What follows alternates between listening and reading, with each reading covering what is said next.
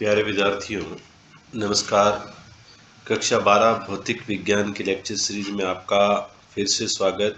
हम करने जा रहे हैं 5वां चैप्टर, जिसमें आज का टॉपिक है चुंबकीय द्विध्रुव के निरक्ष पर चुंबकीय क्षेत्र की तीव्रता, magnetic field intensity at equator of magnetic dipole. तो इसके अंतर्गत हम करने जा रहे हैं निरक्ष पर चुंबकीय क्षेत्र की तीव्रता। तो हमें पता है कि ये चुंबकीय द्विध्रुव का अक्ष है और ये निरक्ष है। इस निरक्ष पर ये कोई बिंदु P है जहां पर हम चुंबकीय क्षेत्र की तीव्रता ज्ञात करना चाहते हैं। ये चुंबकीय द्विध्रुव का मध्य बिंदु है। इस मध्य बिंदु से ये जो दूरी है ये हम L लेके चलते हैं और इस दूरी को भी हम L लेके चलते हैं, इस लंबाई को भी हम L लेके चलते हैं। बिंदु P इस अक्ष के साथ में थीटा कोण पर झुका हुआ है। ठीक इसी तरीके से इधर भी ये थीटा कोण बनाता है एक्स अक्ष, इस द्विध्रुव की अक्ष के साथ में। अब हम यहाँ पर चुंबकीय क्षेत्र की तीव्रता ज्ञात करने के लिए सर्वप्रथम क्या करेंगे, एकांक उत्तरी ध्रुव की कल्पना करेंगे, इकाई उत्तरी ध्रुव की कल्पना करेंगे, जिस कारण से क्या होगा भाई, यहाँ पर उत्तरी ध्रुव है। इस उत्तरी ध्रुव को ये उत्तरी ध्रुव क्या करेगा, रिपेल करेगा, प्रतिकर्षित करेगा, जिसके कारण चुंबकीय बल की दिशा ये रहेगी कूलाम नियम के अनुसार। और जिस दिशा में चुंबकीय बल की दिशा है उसी दिशा में चुंबकीय क्षेत्र की तीव्रता की डायरेक्शन होगी। तो इसी दिशा में चुंबकीय क्षेत्र की तीव्रता की दिशा है इस ध्रुव के कारण। अब बात करते हैं इस ध्रुव की।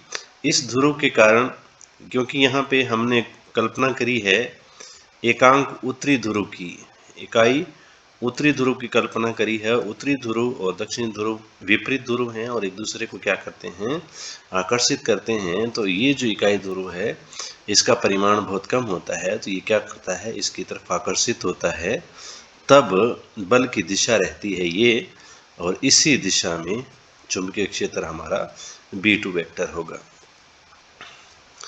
अब ये दोनों ना तो एक डायरेक्शन में है ना ही विपरीत डायरेक्शन में है, इन दोनों के बीच एंगल है। और ये एंगल हम कहाँ से पता लगाएंगे, तो हम क्या करेंगे, एक लाइन ड्रॉ करेंगे यहाँ पे चुंबकीय अक्ष के समांतर और इनको घटकों में वियोजित कर देंगे। तो हम बात करते हैं पहले B1 वाले की घटक। तो जिस तरफ एंगल बनता है थीटा, उस तरफ जो घटक होगा उसको हम बोलते हैं B1 कोस थीटा। ठीक इसी तरीके से B2 के लिए भी हमारे पास आ जाएगा B2 कोस थीटा। अब ये थीटा कहाँ से आया, क्योंकि ये हमने जो समांतर लाइन खींची है, ये जो समांतर लाइनों को ये जो तिर्यक रेखा काट रही है, तो इससे क्या होता है, ये कोण और ये कोण संगत कोण होने के कारण बराबर हो जाते हैं। दूसरा हमने पढ़ा था जहां Z बनता है उनको कहा जाता है एकांतर कोण। ये एकांतर कोण इसके बराबर होता है, इसका मान भी क्या रहता है, थीटा रहता है।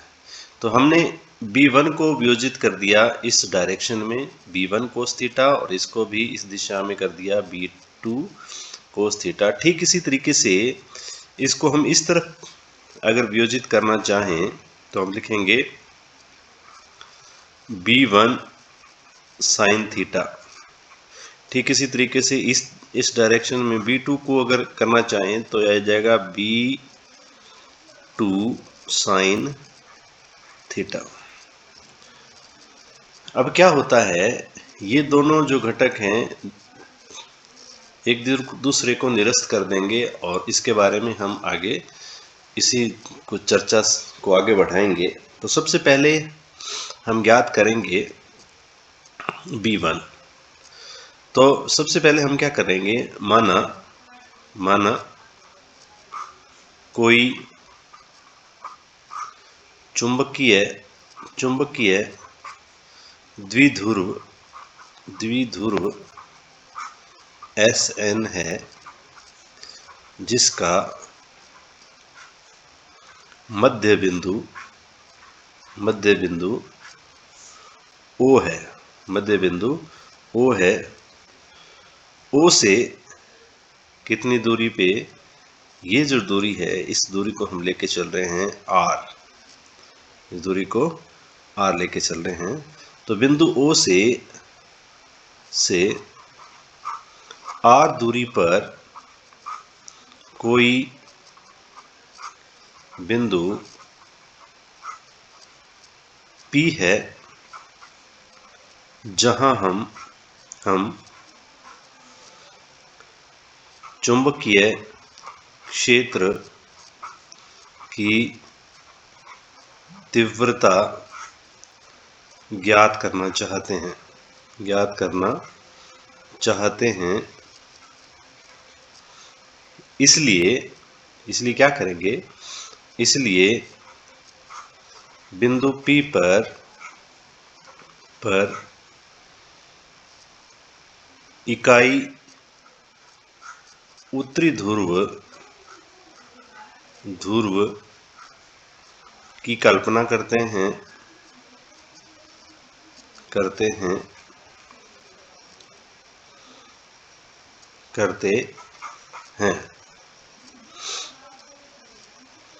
अब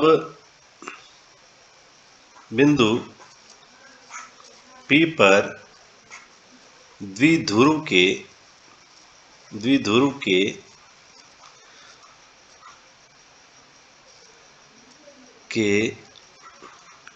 उत्तरी ध्रुव के कारण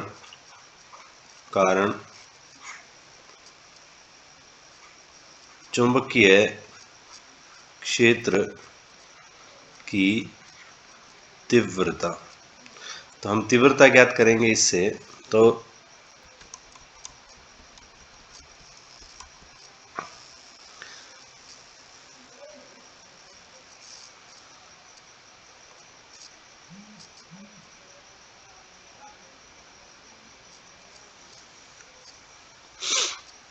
हम लिखेंगे यहाँ पे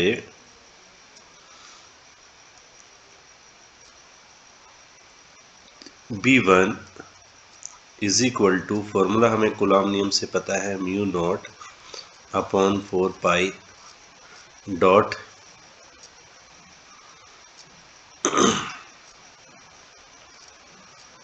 QM अपॉन NP स्क्वायर। और डायरेक्शन इसकी अगर वेक्टर में लिख रहे हैं तो इसकी डायरेक्शन भी शो करनी पड़ेगी। और ये जो डायरेक्शन है हमें डायग्राम में दिख रही है कि N से P डायरेक्शन है। तो यहाँ देखें N से P डायरेक्शन, ये एरो शो कर रहा है, इसकी डायरेक्शन है N से P। तो यहाँ पे लिख देंगे NP दिशा में। ठीक इसी तरीके से, इसी प्रकार यहाँ पे लिखेंगे हम, इसी प्रकार B2 वेक्टर बराबर mu 0 upon 4 pi dot QM upon, अब ये जो B2 है ये किसके कारण है, ध्यान रखना, ये तो था उत्तरी ध्रुव के कारण, और ये क्या है, दक्षिणी ध्रुव के कारण। तो ये पूरी लाइन आपने यहाँ लिखनी है कि बिंदु P पर द्विध्रुव के दक्षिणी ध्रुव के कारण चुंबकीय क्षेत्र की तीव्रता, और इसके बाद में लिख देना है B2 बराबर ये, और इसके बीच की ये जो डिस्टेंस है S और P के बीच की डिस्टेंस हम लिख रहे हैं SP का होल स्क्वायर, और डायरेक्शन क्या रहेगी, PS दिशा में।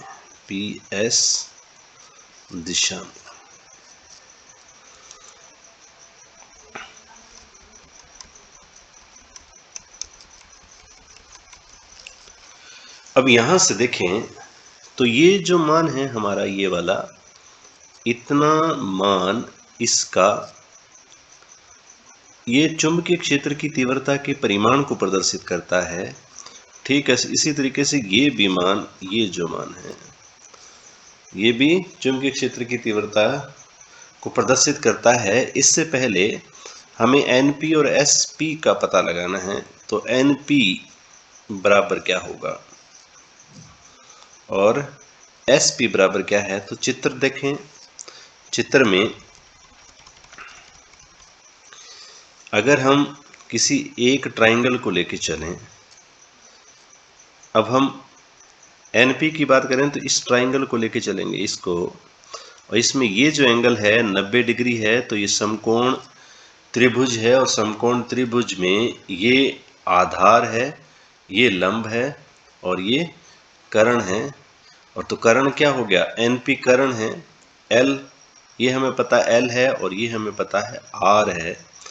तो यहाँ पे अगर हम NP लिखना चाहें तो NP बराबर आ जाएगा under the root L square plus R square.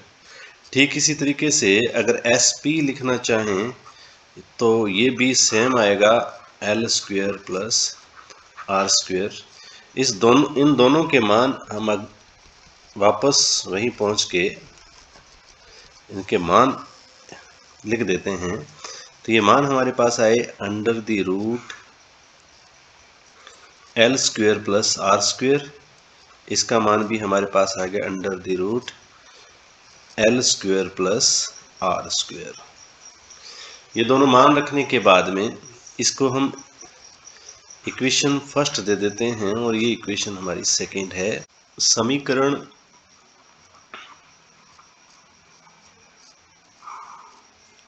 एक तथा 2 में NP तथा SP के मान रखने पर तो मान रखोगे तो हमारे पास आएगा B1 का जो मान आएगा वो आएगा ये B1 is equal to B1 vector is equal to mu naught upon 4 pi dot QM upon L square plus R square का रूट का होल स्क्वायर। और यहाँ पे लिखेंगे NP दिशा में, NP दिशा में। इसी प्रकार B2 को लिखेंगे, B2 का मान रखेंगे, B2 में SP का मान रखेंगे तो यह आ जाएगा B2 vector is equal to mu naught upon 4 pi dot QM upon under the root L square plus R square का होल स्क्वायर। इसको अगर हम सही करके लिखेंगे तो ये आ जाएगा म्यू नॉट अपॉन 4 पाई QM upon L square plus R square NP दिशा में, NP दिशा में। ठीक इसी प्रकार इसमें क्या है, PS दिशा है, दिशा क्या है, PS दिशा में है। और इसको भी अपने सही करके लिखेंगे तो म्यू नॉट अपॉन 4 पाई आ जाएगा QM upon L square plus R square PS दिशा में। अगर हम इन दोनों मानों की चर्चा करें, इन दोनों मानों की बात करें तो ये जो मान हैं बराबर हैं। तो इस इक्वेशन नंबर इसे थर्ड दे देते हैं, इसको इक्वेशन नंबर 4 दे देते हैं और यहाँ पे लिखेंगे समीकरण 3 व 4 से। समीकरण 3 व 4 से हम करना क्या चाहते हैं, ये जो मान है ये चुंबकीय क्षेत्र की तीव्रता के परिमाण को व्यक्त करती है, और ये जो मान है चुंबकीय क्षेत्र की तीव्रता का परिमाण को प्रदर्शित करता है, जबकि ये दिशा को व्यक्त करता है। अब दिशा दोनों में अलग अलग है लेकिन परिमाण एक जैसा है, इसलिए हम क्या लिखेंगे, mod of B1 vector, mod of B1 vector is equal to mod of B2 vector, mod of B2 vector is equal to mu naught upon 4 pi dot QM upon L square plus R square. ये है equation 3 और 4 से हमारे पास value आ गई। अब आप वापस आते हैं डायग्राम में और डायग्राम से समझते हैं।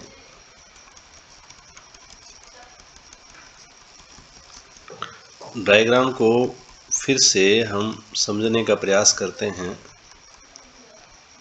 तो ये डायग्राम हमें क्या बता रहा है, हमने इस B1 को दो कंपोनेंट्स में डिवाइड कर दिया, दो घटकों में वियोजित कर दिया।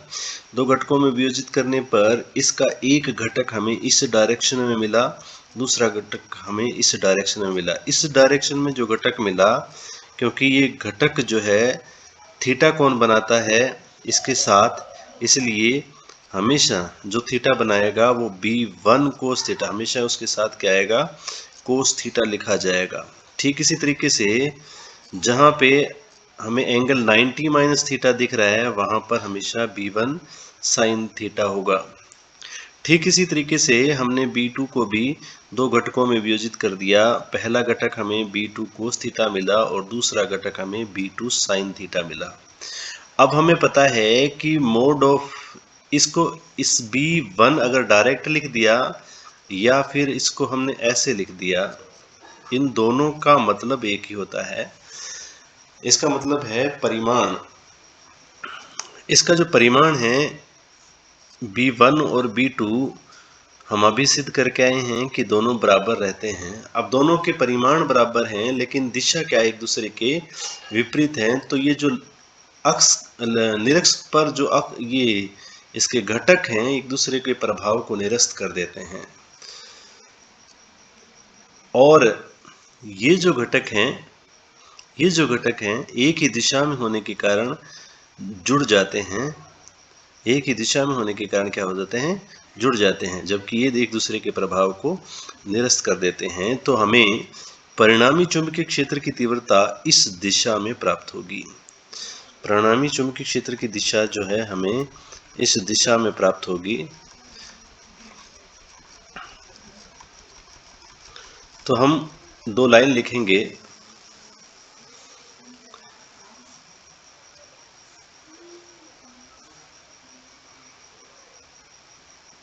चुंबकीय क्षेत्र की तीव्रता B1 का घटक B1 साइन थीटा तथा B2 का घटक B2 साइन थीटा परिमाण में बराबर तथा दिशा में विपरीत होने के कारण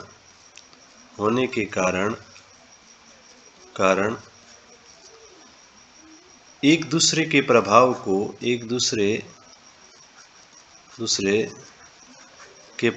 को निरस्त कर देते हैं,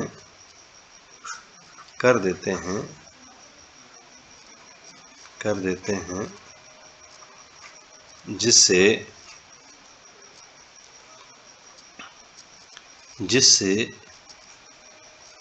इस दिशा में चुंबकीय क्षेत्र की तीव्रता शून्य होती है।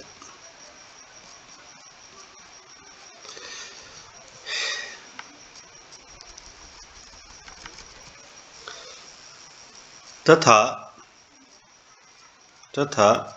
घटक b1 cos थीटा व b2 cos थीटा एक ही दिशा में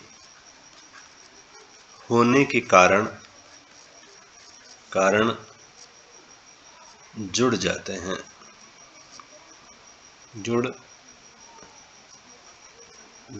हैं। अतः परिणामी चुंबकीय क्षेत्र की दिशा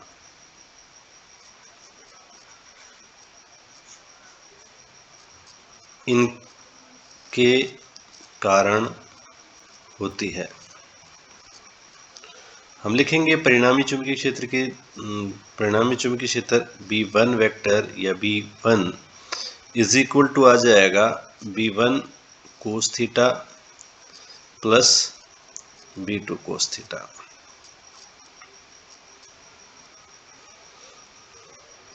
अब चूंकि हमने लिखा था यहाँ पे B1 बराबर है B2 के, B1 बराबर है B2 के, और इसको हम ऐसे भी लिख सकते हैं और इसको हम ऐसे भी लिख सकते हैं, mod of B1 vector is equal to mod of B2 vector.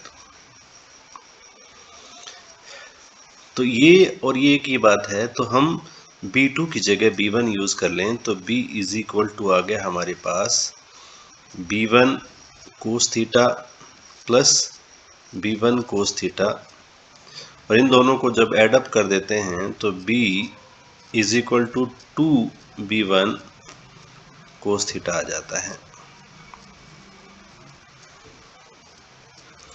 और हमें पता है, अभी हम ज्ञात करके आए थे, ये जो B1 है, B1 वेक्टर, ये इसको ऐसे भी लिखा जा सकता है और इसको ऐसे भी लिखा जा सकता है। इसका जो मान आया था, हमारे पास आया था μ0/4π.qm/L² प्लस R², ये आया था। ये हमें पता है। दूसरा हमें चित्र से देखना है कोस थीटा का मान कितना है। वैसे हमारे पास कोस थीटा का मान अगर हम ज्ञात करना चाहेंगे तो आधार बटे में कर्ण ज्ञात कर लेंगे। तो आधार देखें और कर्ण देखें क्या आता है। तो कोई भी ट्राइंगल ले लेंगे हम उसमें। चलो ऊपर चलते हैं, वापस डायग्राम में आते हैं, और ये है हमारे पास डायग्राम। इस डायग्राम में हम ये वाला या कोई भी ले लो, ये ले लो, ये ले लो, एक ही बात है। तो हम PSO त्रिभुज लेंगे। हम वहां पे क्या लिखेंगे, PSO, और इसमें देख लेना भाई, अपने थीटा के सामने हमेशा ये जो थीटा हमें दिख रहा है, इस थीटा के सामने वाली भुजा हमेशा लंब होती है। तो आधार हमारा ये हो जाएगा और कर्ण हमारा ये हो जाएगा। तो कर्ण हमने निकाला था, क्या था, L² प्लस R² का रूट जो है, ये हमारा कर्ण था और ये हमें पता है। तो L/ ये हो जाएगा कोस थीटा। तो वापस आते हैं हम नीचे,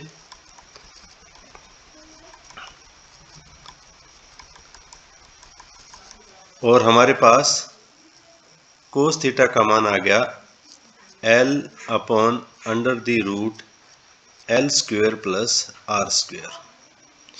अब ये जो दोनों मान हैं, B1 का मान भी हम यहाँ रख देंगे और कोस थीटा का मान भी हम यहाँ रख देंगे। तो परिणामी चुंबकीय क्षेत्र की तीव्रता हमें प्राप्त हो जाएगी। वो होगी B इज इक्वल टू, हमें मिलेगा 2 इंटू μ0/4π.qm, ये डॉट से मतलब होता है गुणा से, L² प्लस R²। अब कोस थीटा का मान हमने रखना है, तो इनटू में रख देते हैं, डॉट जहाँ लगा रहा हूँ इसका मतलब है गुणा, L upon under the root L square plus R square. इन सभी का हम फिर से एक बार लिखते हैं और थोड़ा सा स्पेस ले लेते हैं, और हमारे पास आ गया है b is equal to mu naught upon 4 pi dot, इस 2 को क्यू एम को और एल को इकट्ठा ले लेते हैं, तो हम इसको लिख देते हैं 2 Q M L upon L square plus R square. अब ये जो पावर है ये 1 है और अंडर रूट का मतलब है आधी पावर होता है, तो यानी कि 1 अगर आधार एक जैसे हों और पावर अलग अलग हों तो पावर ऐड अप हो जाती हैं, जुड़ जाती हैं। तो हम इसको ऐसे लिख सकते हैं, तो b का मान हमारे पास आ जाएगा mu naught upon 4 pi dot, एक बार जैसा है वैसा लिख लेते हैं, यहाँ पे आ जाएगा हमारे पास L square plus R square की पावर एक और आधी हो जाती है 3/2, 3/2। अब हमें चूंकि पता है, जो हम कैपिटल M लेके चलते थे इसको हम बोलते थे चुंबकीय द्विध्रुव आघूर्ण, जिसका मान होता है 2qm into L. 2qm into L हम करके आए थे, इसी का मान हम यहाँ रख देते हैं, तो हमारे पास आ जाएगा b का मान, b बराबर mu naught upon 4 pi dot capital M upon L square plus R square की पावर 3/2। फिर नीचे चलते हैं और कंडीशन लेते हैं। कंडीशन में क्या है कि जो L है द्विध्रुव का मतलब है अत्यल्प लंबाई का चुंबक जो होता है उसको हम द्विध्रुव कहते हैं, यानी कि ये जो लंबाई है बहुत कम है किससे, R से। तो इसकी तुलना में, R की तुलना में इसको क्या कर देंगे, हम नेगलेक्ट कर देंगे, इसके अंदर जहाँ पे L आ रहा है उसको छोड़ देंगे। तो हम इसको लिख सकते हैं, तो यहाँ पे लिख देंगे R की तुलना में, R की तुलना में L को नगण्य लेने पर, तो B का मान हमारे पास आ जाएगा mu naught upon 4 pi dot M upon R square की पावर 3/2। पावर कैंसिल आउट हो जाएगा इससे, तो हम इसको लिख सकते हैं mu naught upon 4 pi dot M upon R cube. इसको हम इक्वेशन नंबर 5 दे देते हैं। ये हमारा इक्वेशन नंबर 5 है। ये जो इक्वेशन नंबर 5 आया है ये चुंबकीय द्विध्रुव के निरक्ष पर चुंबकीय क्षेत्र की तीव्रता को प्रदर्शित करता है। तो हम लिख देंगे समीकरण 5 चुंबकीय द्विध्रुव के निरक्ष पर चुंबकीय क्षेत्र की तीव्रता को प्रदर्शित करता है, तीव्रता को प्रदर्शित करता है। अर्थात हम इसको ऐसे भी लिख सकते हैं, BEQ is equal to mu naught upon 4 pi, इसमें कोई बदलाव नहीं है, अपॉन आर क्यूब, ये आ जाएगा हमारा फाइनल आंसर।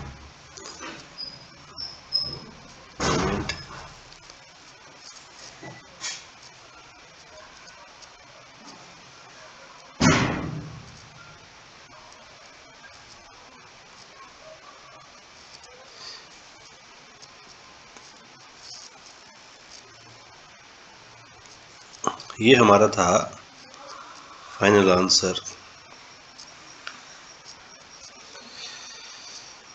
धन्यवाद। वीडियो अगर अच्छा लगे तो लाइक करें, चैनल को सब्सक्राइब करें और ज़्यादा से ज़्यादा अपने दोस्तों में शेयर करें ताकि उनको अधिक से अधिक फ़ायदा हो सके। धन्यवाद।